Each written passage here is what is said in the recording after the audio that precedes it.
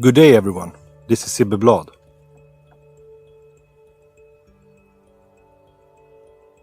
We are moving from cyclic motion to eternal stillness. The cyclic motion of samsara, the wheel of life. We are spinning on it. And it's motion all the time. It's never motionless. It's rolling through space. And the higher incarnation we reach, the further we reach into eternity, until we reach an infinite nature, a new existence. This place is the childhood of the soul. This is the breeding ground for power. This is where we rise out of nothing. We rise out of nothingness to become something. And in this constant changing spiritual journey, we're constantly discovering and getting conscious about things.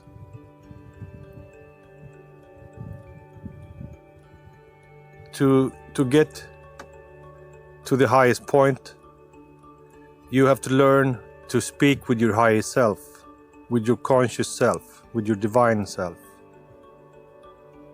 And to do this, you have to quiet the ego.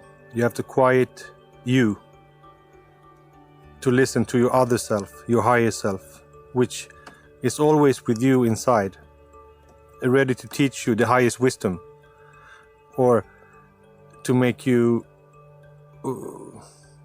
clairvoyant, to see things beyond the physical, beyond your eyes' reach. The higher self is always there, and we have to learn to communicate with this. And it takes faith. First, we have faith, we are filled with faith. And faith opens up our senses to communicate with the higher force, with the higher self. So ignoring this this voice, or not knowing about it, you become 100% materialist, who only see materia, who are enchanted by illusion, who lives in the world of the ego, in the world of death, in the world of destruction. Not knowing they have this higher spirit inside that is waiting for them to activate, for them to raise their frequency, to be able to communicate with this higher self, and to be humble enough and have faith enough to hear these words inside. The ancient masters were in love with this divine, and the slightest absence drove them into the deepest depression and suicidal feelings. So they was always reaching for God, always with their whole heart was in love and communicating with their higher self, with themselves, in a spiritual ecstasy of completion. Reach the highest goal of human life, to be filled with grace, to be filled with love, to be filled with power and consciousness. See, when each person die, they get whatever abilities they have gained on this journey, that will be used. I had a massive dream when one of my father's best friend died. Just about a month maybe after that, I had a dream that Bobby, he was working with God, he said. He was measuring things in space. And he was a computer technician, he was a mathematician. He used to be head principal of a college and university, a very educated man. And he claimed in the dream that God used him for measuring things as a workman, and he was flying in some kind of vehicle and said that it was the best ever. So it's very symbolical, of course. Dream language with spirits are symbolical. Probably they show things to us that we understand, like hieroglyphs. To be able to communicate with a human creature, you have to know the symbols of the human creature's reality. So maybe it doesn't mean exactly what you see in the dream. But I got the message of the function of whatever Bobby's spirit was trying to tell me. or my own subconscious, my own spirit was trying to tell me, communicate with this. And since it was a long time since I believed in death, I believed that there's a meaning with everything. Everything has a purpose. Everything makes sense. And that's why I'm sure that everyone's abilities will be used by the great mind, by the great soul. And that's why it's important to develop abilities in life too, because it fills that purpose of teaching, making the power conscious. See, from the start, everything's raw energy, unconscious life forms. And eventually, the further we climb in the reincarnation cycles, the more conscious we become, the more self-aware we become. Until we are so self-aware that we feel higher purposes in the universe, functions. And this in ancient times was referred to as hierarchies, spheres, worlds, gods. Many descriptions of where the soul is rising through, what kind of structures it's rising through. So one has to try to remember to seek that holy inside, because it's there and you're never alone.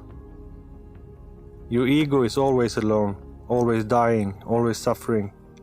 Life is about sufferation. Material life is 50% about sufferation, horrible sufferation. And while 50% is about complete joy and happiness. So we're always caught in this dualistic world, and suffering always catches every one of us. It's a part of the deal. That's what we pay for the elevation of the soul. That's what we pay for reaching eternal life. It must be this way. And this is the worst journey ever. To come from nothing, to become more and more in this unfathomable, severe suffering that each creature goes through. But in the end, we will get the nectar, we will get the sweetness out of this. When everything is over, everything has been broken down, we have learned everything there is to learn, seen everything there is to see, gained everything there is to gain, then we will be free from this illusion, this lovely illusion that we love so much. So when the spirits speak to you, when the divine speak, when you speak with your higher self to the spirit world, to God, tremendous shiverings over your whole body, and inside it's shivering like energy coming out in your whole nerve system, and it's very obvious that something heavy is going on, something marvelous. something that makes us feel extremely good and loved and nurtured. It's like someone holds us from behind and from above. It's a presence. It's a strong energy hugging you because it loves you, wants all the best for you. It's like a mother hug their child. That's how the spirit that love you hug you and support you. In Norse tradition, we have a part of the self that is outside of the self. It's called the fylgja, the follower. This follower looks like all the creatures it has lived through. So it consists of all the animals. All the animals' instincts are in the fylgja. So it's shape-shifting between different animals in your vision.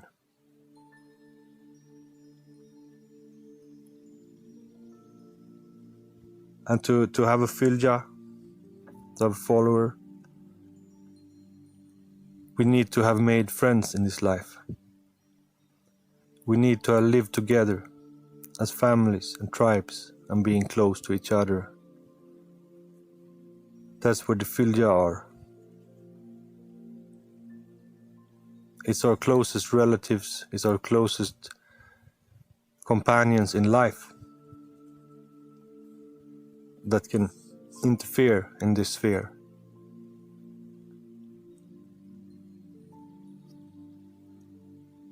So our tribe in the spirit world, it gets filled up after a lifetime has passed and we move him back to the spiritual world.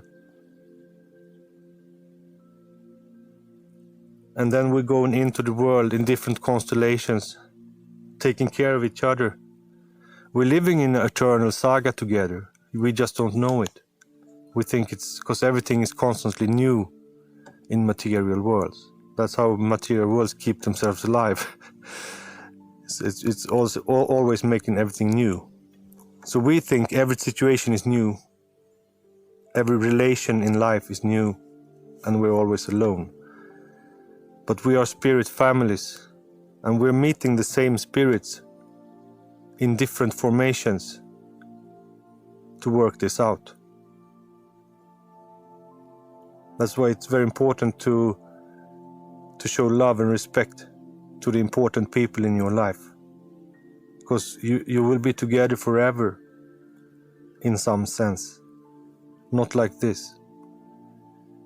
But the saga continues beyond death and into new lives. So that would teach you that this is a divine reality. This is a divine machinery. And we are writing this story together. And it means everything. For real.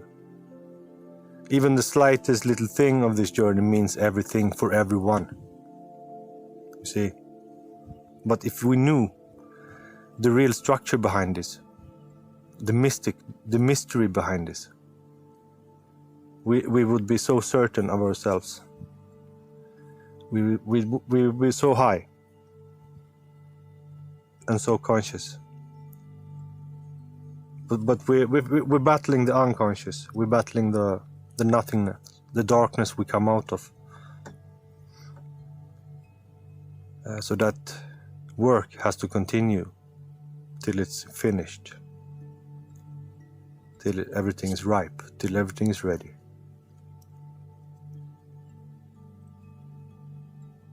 So that's for me is very beautiful to feel a connection when I pray, to feel an energetic presence taking me in my hand around my neck and showing me that everything is all right, that I'm cared for.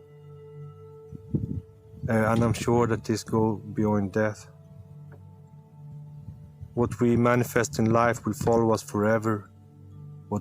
What energy we send out will follow us forever. So what you do now, you know what you're gonna get. That now your action, that is the seeds. You are sowing your seeds, and you will reap it in the spiritual world. And whatever you have sown, good or evil, it will come to you many times over. This is a fruitful machine. Make one deed and you get 10 back. 10 times back. And that's regardless whether it's evil or good. Anything you do, you get 10 times back. So you have to be a wise harvester. You have to be a wise farmer in this world and sow the right seeds. And do the things you love. Do the things you truly love from your heart. That will guide you right. That will make you do the right things for you in the other world. In the whatever you are creating now. That's the reality you're going to. And that's why we have holy men in the world that walk in complete peace. Everybody thinks they're idiots, but they have reached the ultimate and seen through all illusion in the world.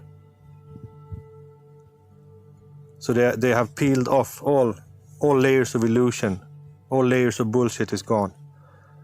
And they're going for the pure, and they are ready to leave material life. Ready to go home to the ancestors and to the foremothers. Go home to be nurtured by your family. And you thought you were so lonely. You see, we are quite frustrating for the spirit world. We humans. When we are blind and selfish, we don't listen to them. We can't hear them. It's like you're speaking to someone and they don't listen. And you just talk out in the empty air.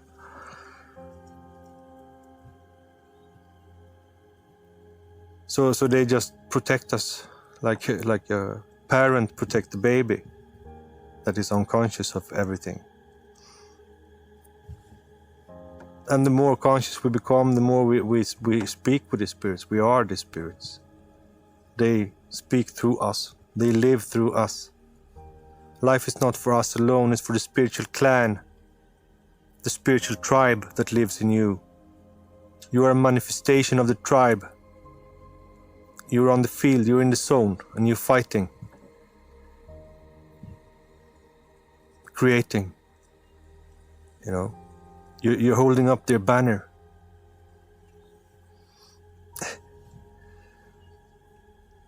You know. So don't get lost. And know that sufferation is always going on. We have to be quite stoic in this life. To not be too sensitive. Or whine too much. Be stoic. Life is constant sufferation.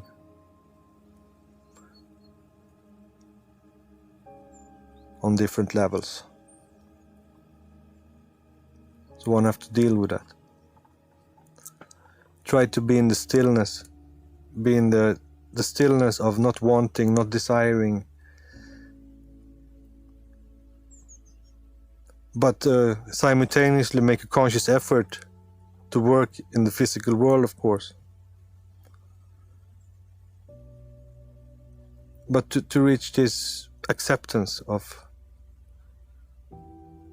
the hard realities of life.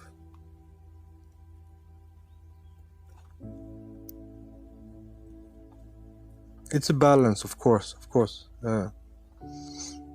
Can't be too hard. The harder we are, the more we hit ourselves and break ourselves. But the softer we are, the more everything fuck with us. So it's a balance, of course. I'm not preaching at all. I'm not telling no one how. I'm trying to describe the human journey from my own experience and from scriptural experience, from the Vedas and different ancient scriptures, Nordic religion and so on.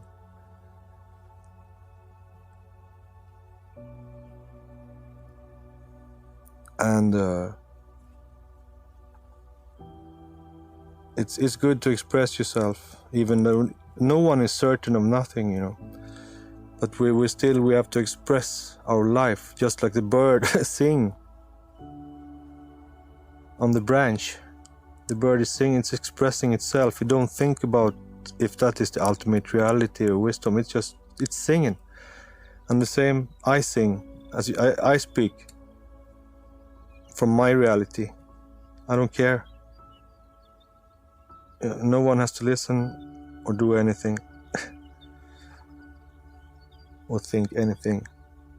I'm here to inspire from my point of view, from one who has walked a long journey and seen many things.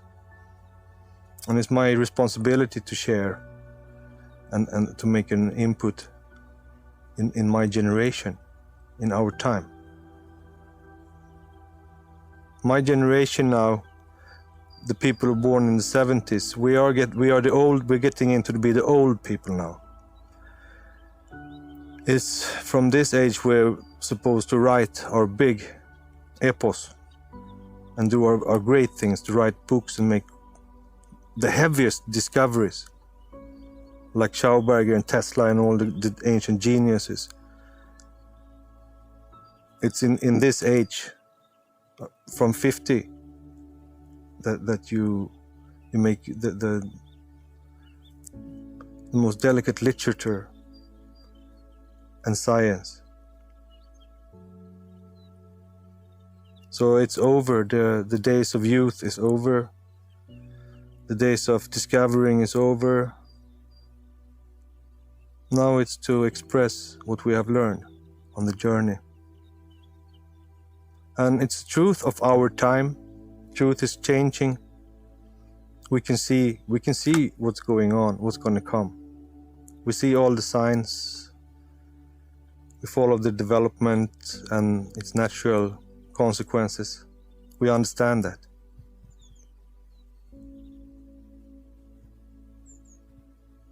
And we understand much of the past.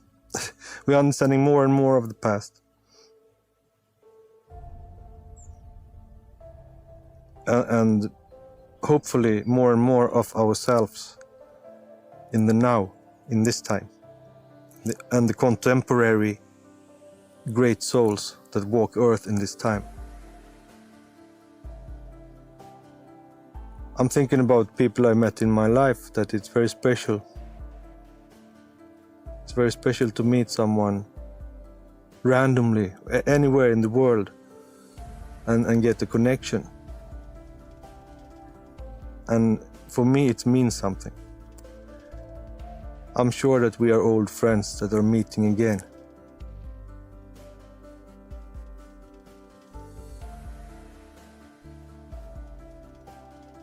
And today's message was, try to search for the inner teacher, the inner voice, and purify yourself and humble yourself enough to hear this loving whisper inside of your soul.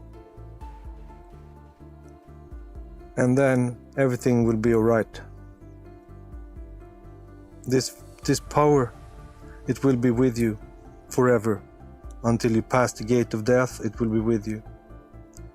So it makes sense. Don't create too much suffering by being too merged in the illusion. Believing the illusion there is everything there is. Don't mourn death too much. Death is natural. Death is joy for the spirit. It's just in the physical world, it's very painful to lose someone. But see death as a transformation into something higher, and that's something that's very positive and good. And be happy that you have walked together, that you have created together in life. It was holy. It will be forever. All right. Take care, everybody. Bless.